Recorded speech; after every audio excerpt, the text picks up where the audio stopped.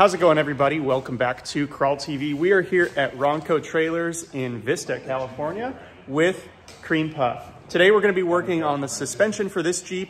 Luke has already taken the time to shine it up. You see that reflection off the hood there?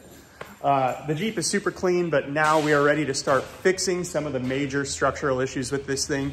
So our buddy Enzo has this very clean shop, and we're going to get to work on doing this the right way so that Luke doesn't death wobble down the road. Let's get started.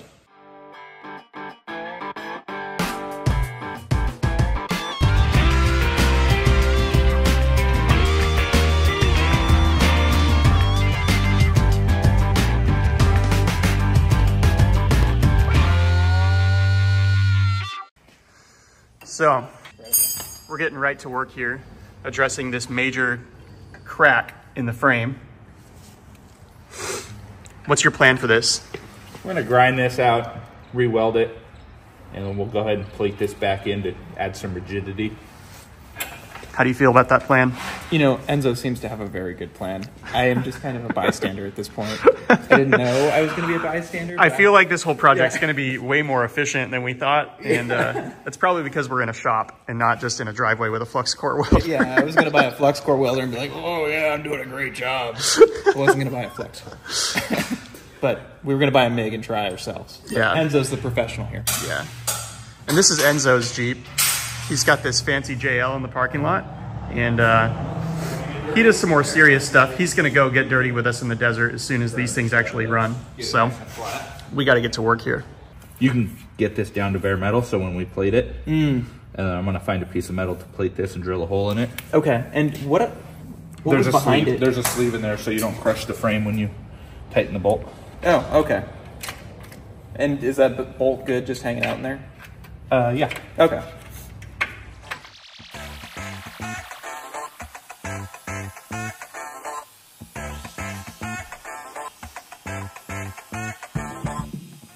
What are we doing with the front end this high?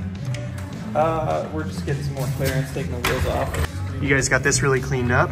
Yeah, we're working on it. We're gonna plate this 14 inches just so this frame has a little bit more rigidity. Yeah. These are like open C-channel frames, so they're not super strong. They flex a lot. When you put 33s on them, it's definitely a lot of stress.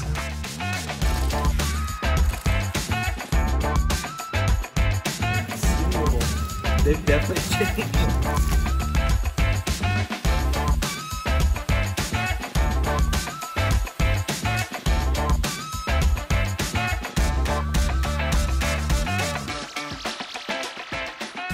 You know, I feel bad, but he's really kicking ass over here. You guys have lines drawn and magnets in. Yeah. It's all cleaned up. We were talking about how you, of all people, love old vehicles. I do. I love old trash. I do. As difficult as I can get it is what I want. But man, 1958 Jeep. What's not to love?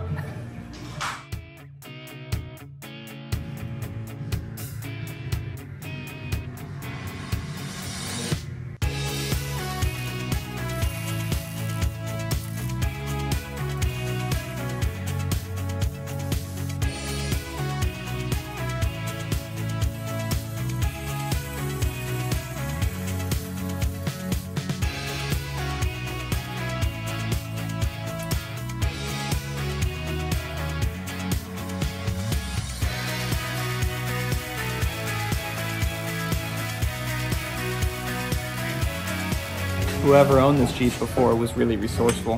Why? There's just a lot of things that would insinuate like, hey, I don't have that, but I can make it happen. You talking about like the leaf spring shackles as seat bracket mounts? That's one of the things. What are some other things? Well, between the steering bracket, somebody wedged 4 washers to get the offset they wanted. Yep, yep. So I just had to... I also noticed the homemade body mounts with bolts. Show them the frame crossover. The frame crossover is really cool. It's like a frame stiffener that goes beneath that oil pan, and it's just a bar that they ran from one frame rail to the other, and it's got this huge rod through it. So I'm sure that's actually doing a lot to keep this frame from twisting. So you're an admirer of this guy's work. I am. Fantastic. Yeah, this was all probably done with an arc welder in the 60s. Who knows? Somebody was like, we're going to off-road this thing, so all we need to do is put taller shackles on it and slap some 33s on it. With the front end off the ground, we can also see how much play. I might not be able to do this one-handed. How much play is in that wheel bearing? A lot. So there's a website called kaiserwillies.com where you can buy all the Dana 25 parts to rebuild these knuckles. And what do they call the stuff you put in the knuckles, Luke? Something we didn't point out when we first got the Jeep is that it has International Harvester hubs on it. These probably came off of an early Scout or something. And they seem to fit right up to this Dana 25, so that's kind of a neat thing. I would definitely hold on to those. You're gonna not want to use that content. These are factory hubs. You're a factory hub. This is International Harvester right there. I understand that these are factory hubs. You're a towel.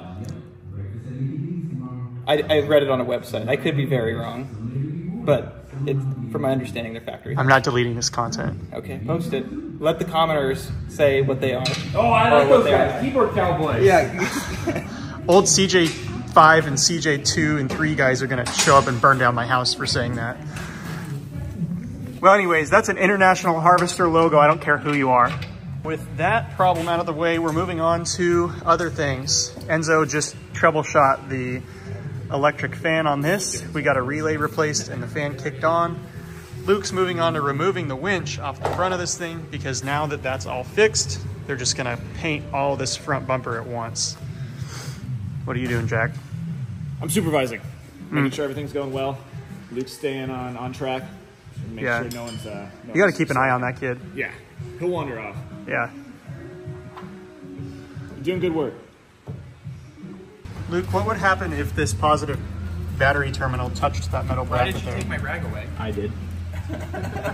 This is the only thing that holds your battery down? It's not holding it down right now. I need you to be very careful with what you're doing.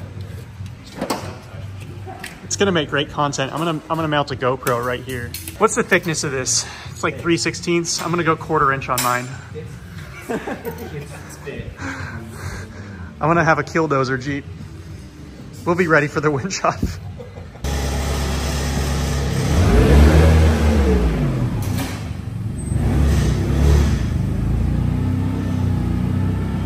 You're on. A little bit more. That should be good. Thank you. Okay, well that just makes it way too easy.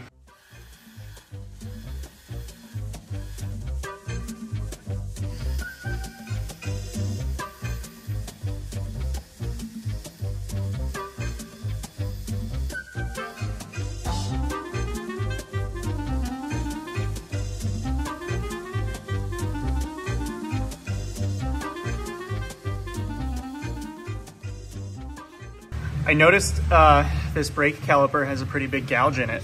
So I went ahead and took a look at this front wheel. And it looks like the brakes and wheels are clearancing themselves from each other. I love this Jeep. You just keep giving me crap about this Jeep. I really love it. Cream Puff is here to stay, okay? Nothing's gonna scare me away. You think that scares me away? I'm not scared. Look how much cleaning I just did. I love this Jeep. I'm prepping this baby for paint. That is a really, really hefty front end.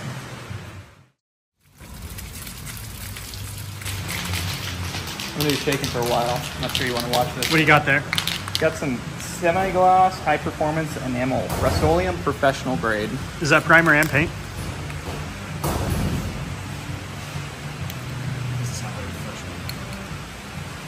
It's professional grade.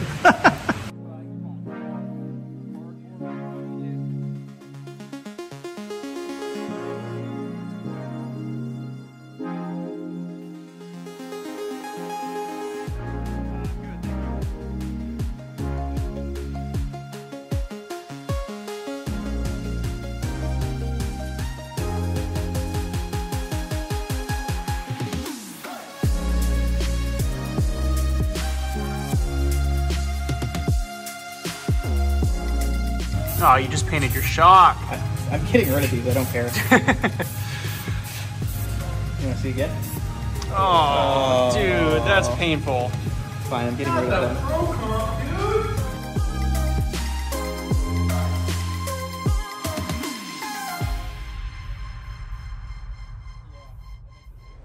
So while we're waiting for this paint to dry, Luke, what have you done to your Jeep since the last time we saw it? Since the last time you saw it, I went through and gave this thing a really deep bath to get all the mold off of it, moss.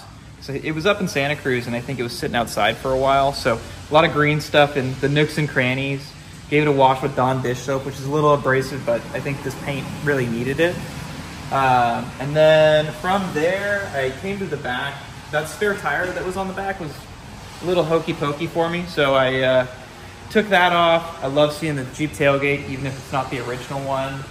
I put an American flag sticker on it. I cleaned the windows really well, inside and out. I started pulling some of the wiring out on the inside, but there's so much more to do. I haven't had all that much time this week, but other than that, we're making a huge dent in it today. You'll see some of the other content floating through.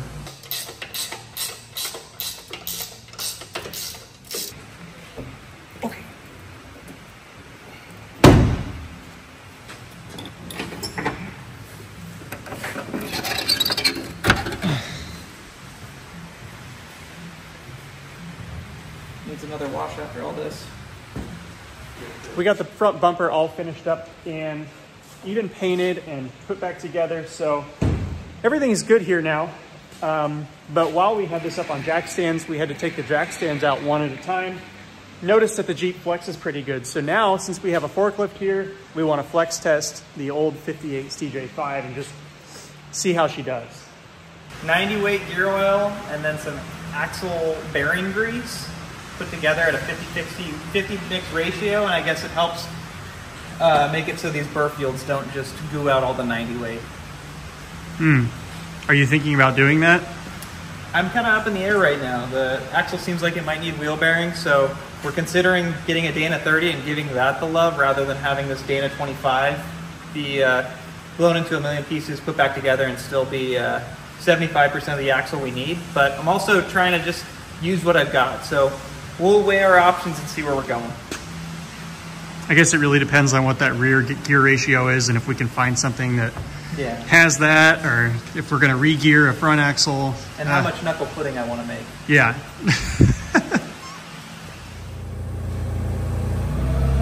That's going to do well on the Rubicon. I am so impressed right now.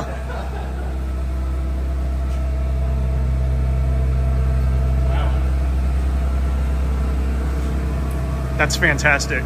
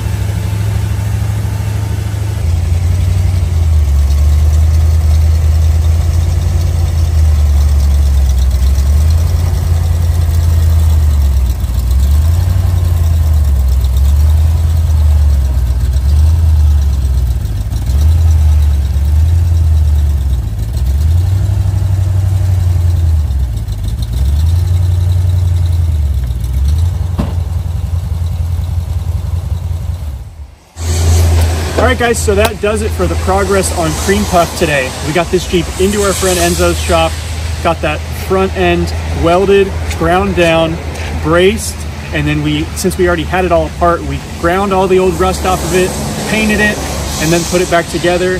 And while we were in there, Enzo did a little bit of work cleaning up some of the wiring, and it was just a huge progress day for this Jeep.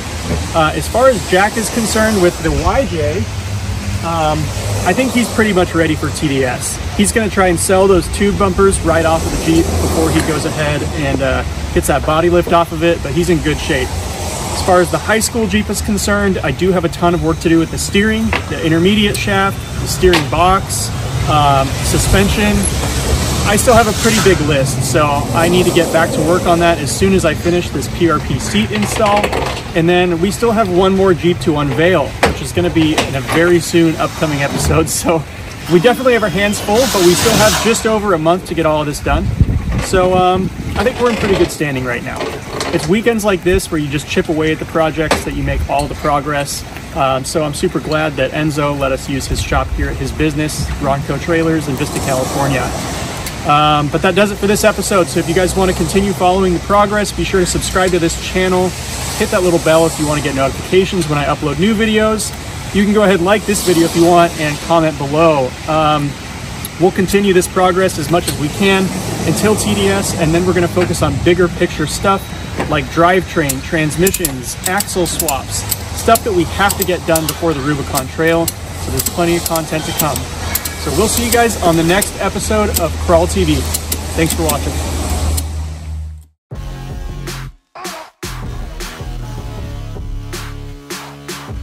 Really excited with Enzo just did for us. He reinforced the front end of my truck so much. We have a winch off coming up, and I can't wait to pull the front end off that CJ7. I don't like the tubes. I hate tubes. He doesn't like the tubes either. He's trying to reinforce his bumper like mine so he can do a winch off with you and pull your back end off. We're going to pull them from both sides. We're going to rip you in half.